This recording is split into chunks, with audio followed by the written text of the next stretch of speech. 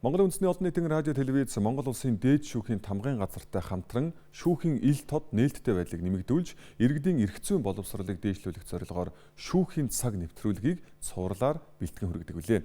Үзэгч та яг одоо 3 дугаар дугаарыг хүлээн авч үзэхэд бэлэн боллоо. Энэ удаагийн дугаарт бид 2026 оны 1-р сарын 1-ний өдрөөс үйл ажиллагаагаа эхлүүлэх гэр бүл хүүхдийн хэргийн шүүхтэй холбоотой мэдээллийг хүргэхээр бэлтгэлээ. Монгол улсын үндсэн хуулийн 16 дугаар зүйлийн 11 дахь хэсэгт гэр бүл их нялхас хүүхдийн ашиг сонирхлыг төр хамгаална хэмээн заасан. Үүнээс улбаалж гэр бүлийн хүчирхийлэлтэй тэмцэх тухай хуулийг баталж уламар гэрч хохирогчийг хамгаалах тухай хууль, эрүүгийн хэрэг хянан шийдвэрлэх тухай хууль, зөрчлийн тухай хууль болон бусад холбогдох журам баримт бичгүүдэд гэр бүлийн хүчирхийлэл үйлдсэн хүнд хүлээлгэх хариуцлагын төрөл хэмжээг мөн хохирогчийг хамгаалах талаар заасан байдаг. Үүнээс харуул манай улсад гэр бүлийн хүчирхийлэлтэй тэмцэх эрх зүйн орчин хэдийн бүрдсэнийг харах боломжтой. Гэр бүлийн хүчирхийлэл үйлдсэн гэмт хэргийг шүүхээр хянан шийдвэрлсэн тоон мэдээллээс харахад энэ төрлийн гэмт хэрэг цаашид өсөх хандлагатай байна. Улсын хэмжээнд эрүүгийн хэргийн анхан шатны шүүхүүд сүүлийн 6 жилийн хугацаанд буюу 2019-с 2024 оны хооронд шийдвэрлсэн холбогдох хэрэгүүдийг тоймлон харуулъя. Гэр бүлийн хүчирхийлэл үйлдсэн гэх 649 хэрэг шийдвэрлсэн. Тодорхойлбол 2019 онд 141, 2020 онд 101, 21 онд 99, 22 онд 97, 23 онд 99, 2024 онд 112 хэрэг шийдвэрлсэн байна. Гэр бүлийн хүчирхийлэл үйлдэж хүний амь насыг хохироосон 113 хэрэг шийдвэрлсэн. 2019 онд 23, 20 онд 22, 21 онд 17, 22 онд 20, 23 онд 13, 2024 онд 18 хэрэг шийдвэрлэжээ. Гэр бүлийн хамаарал бүхий харилцаатай хүний хүчинтсэн 58 хэрэг шийдвэрлсэн. Задлж харуулбал 2019 онд 10, 20 онд 12, 21 онд 11, 22 онд 8, 23 онд 9, 2024 онд 8 хэрэг тус шийдвэрлсэн байна. Энэ шүүх бол нийслэлийн хэмжээнд анхан шатны журмаар хэргийг дагнсан байдлаар хянан шийдвэрлэх шүүх байна гэдэг нь тодорхой байгаа.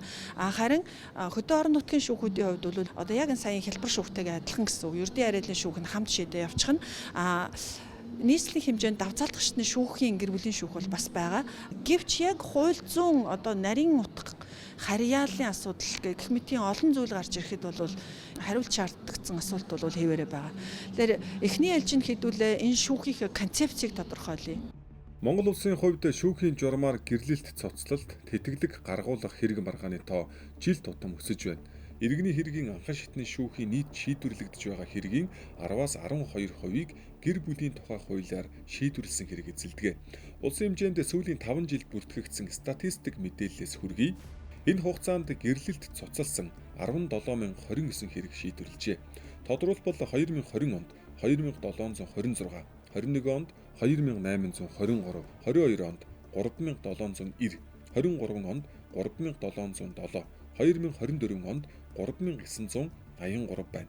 Мөн эцэг тогтоосон 1749 хэрэг шийдвэрлсэн.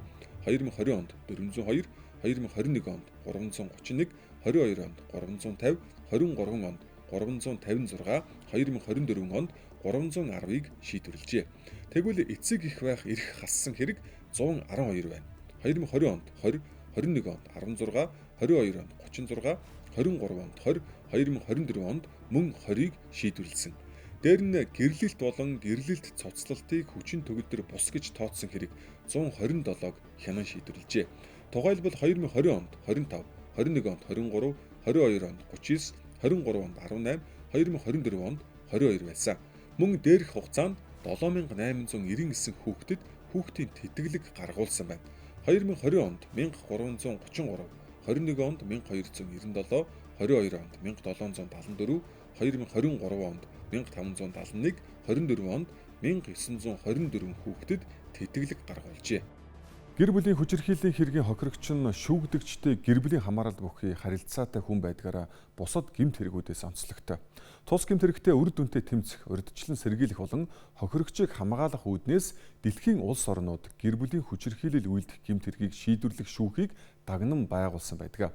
Манай улсын хувьд ил жишгийг даган гэр бүлийн хүүхдийн хэргийг хянан шийдвэрлэх дагнасан шүүхийн үйл ажиллагааг 2026 оны 1-р сарын 1-ний өдрөөс эхлүүлэхээр товлсон юм а. Гэр бүлийн тухай хууль, гэр бүлийн хэрэг хэн шийдвэрлэх ажиллагааны хууль шинжилэн найруулга бол төслийн хэмжээнд явж байгаа. Тэгэхээр яг энэ цаг үед хууль эрх зүйн орчны өөрчлөлт, за мөн шүүхийн бүтэц зохион байгуулалт, шин шүүхийн энэ үйл ажиллагаатай холбоотойгоор улсын дээд шүүх, за бусад байгууллагатай хамтраад бид нар гэр бүл хүүхдийн эрх ашиг дагнасан шүүхийн тогтолцоо гэсэн энэ сэдвтэ олон улсын эрдэм шинжилгээний хурлыг бол зохион байгуулж байгаа. Гэр бүлийг авч үлдэх нь хүүхдэд хэрэгтэй учраас энэ шүүх гэр бүлийг салгадаг, одоо гэр бүлийн гишүүдийн хооронд нь талцаж мэтгэлцүүлдэг, тэмцэлдүүлдэг ийм одоо мэтгэлцээнд процесс тулгуурсан шүүх биш. Харин гэр бүлийг авардаг, авч үлддэг, гэр бүлийг эдгээдэг гишүүдийн одоо хүүхдүүдийн сайн сайхны төлөө гэсэн ийм одоо үйл ажиллагааг бүгдийг нэгдэн зангидж хийдэг, шийдвэрийг гаргадаг, гэр бүлийн асуудлыг эцэслэн шийддэг, өөрөөр хэлбэл нэг гэр бүл нэг шүүгч гэсэн ийм зарчим тулгуурсан шүүх байх ёстой юм байна. Канада, Австрали, Филиппин, Америк нэгдсэн улс тэргүүтээ зарим улс орнууд гэр бүлийн шүүх болон хүүхдийн эргийн шүүхийг тусад нь байгуулсан байдаг бол Солонгос, Япон тэргүүтээ хэд хэдэн улс орон гэр бүл хүүхдийн шүүхийг нэгтгэн байгуулсан байна. Манай Солонгос улсад 1963 онд анх гэр бүлийн шүүх байгуулагдсан. Урт хугацааны туршид гэр бүлийн дагнасан ганц шүүхтэй байсан. Харин 2000 оноос Солонгос улсын томоохон хотуудад гэр бүлийн шүүхийг байгуулсан. Одоо гэр бүлийн дагнасан 8 шүүхтэй болсон байна. Өнөөдрийн байдлаар манай улсад өндөр настай хүний асран хамгаалтыг хэрхэн яаж тогтоох, салсан эцэг эхийн хүүхдээ асрах эрхгүй тал нь хүүхдтэйгээ хэрхэн уулзахаас эхлээд тодорхой асуудал яригдж байна. Тиймээс Сөүлийн шүүх хүүхдтэйгээ уулзах эрхийг дэмжих төвийг дэрэгдээ байгуулан ажиллаж эхэлсэн. Манай Япон улс анх 1949 онд гэр бүлийн шүүх байгуулсан. Энэхүү дагнасан шүүхээр бид гэр бүлийн маргаан болон өсвөр насны хүүхдүүдийн асуудлыг шийдвэрлэж эхэлсэн байдаг. Гэр бүлийн асуудал бол тун эмзэг. За мөн тухайн улс урт хугацаанд тайван оршин тогтноход гэр бүлүүд батбөх байх ёстой. Тиймээс бид 80 орчим жилийн өмнөөс тусгай дагнасан шүүхээр энэ асуудлыг шийдэж байна. За сүүлийн үед бид гэр бүлийн мэргэжилтнүүдийг шүүхтэй урьж эвлэрүүлэн зуршлах үйлчлэгийг иргэддээ хүргэж байна. Манай Герман улсын хувьд олон жилийн өмнөөс зөвхөн гэр бүлд зориулсан дагнасан шүүхийг ажилуулж эхэлсэн. Энэ шүүх гэр бүлийн салалт болон асран хамгаалах эрхийн асуудлыг шийддэг. Зөвхөн гэр бүлийн шүүгчид ажилдаг. Манай улсын гэр бүлийн шүүхийн онцлог нь мэргэсэн шүүгч гэр бүлийн мэргэжилтнүүд олноороо ажилдагт байгаа юм а. Гэр бүлийн шүүхийг бид 60 жил ажилуулахдаа маш сайн мэргэшиж чадсан. Энэ хугацаанд эрүүгийн болон иргэний шүүхээс илүү чадварцсан гэж үзэж байна. Гэр бүлийн шүүхээр тухайн нийгэмд болж байгаа асуудлыг таньж мэддэг. Аливаа зүйлд шинжилсэн шийдлийг гаргах боломжтой байдаг. Жишээлбэл охидын шүүхийг байгуулснаа дурдъя. Бид ажлын туршлагаараа охидод зориулсан шүүхт зайлшгүй тусдаа байх шаардлагатай гэдгийг олж мэдсэн юм а. Гэр бүл хүүхдийн хэргийн дагнасан шүүхийн үйл ажиллагаанд зайлшгүй анхаарах хүч зүйл бол шүүхийн ажилтнууд тусгай сургалтанд хамрагдаж ур чадвар эзэмших явдал байдаг. Ингэснээр гэр бүлийн хүчирхийллийн нөхцөл байдал, хүүхэдтэй зохистой харьцах, хохирогчдын хэрэгцээ шаардлагыг илүү мэдэрч тэдний сэтгэл ханамж, аюулгүй байдалд анхаарч чадах юм. Хугацаа тулсан үед бид нар бас яаж одоо богино хугацаанд процессын хуулиудаа улсын их хурлуудад баталгаар хэлцэж байна. За хууль зүйн яам болон холбогдох төрлийн байгууллагууд бэлтгэл ажлыг хангах. За ялангуяа шүүх байгуулагдлаа гэхэд одоо хүүхдийн сэтгэл зүйч оролцох, энэ хүүхдийн эрх хамгаалах байгууллагын чадвархаас бэхжсэн үү гэдэг асуудал. За мөн шүүхтэр хүүхдэд зориулагдсан хүүхдийн оролцоог хангах шаардлагыг хангасан стандартын өрөө тасалгаанаас ихсүүлээд хуралдааны одоо процесс зохион байгуулалтад өөрчлөлтүүд ороход үүнд одоо бид бас бэлэн үү, ямар одоо өөрчлөлтүүдийг хийх ёстой вэ гэдгийг олон улсын туршлага дээр суурилж хэлцэж байна. Үзэгч таны эрх зүйн боловсролд мэдлэг нэмэхээр шүүхийн цаг нэвтрүүлгийн 3 дахь дугаарыг бид бэлтгэн өргөлээ.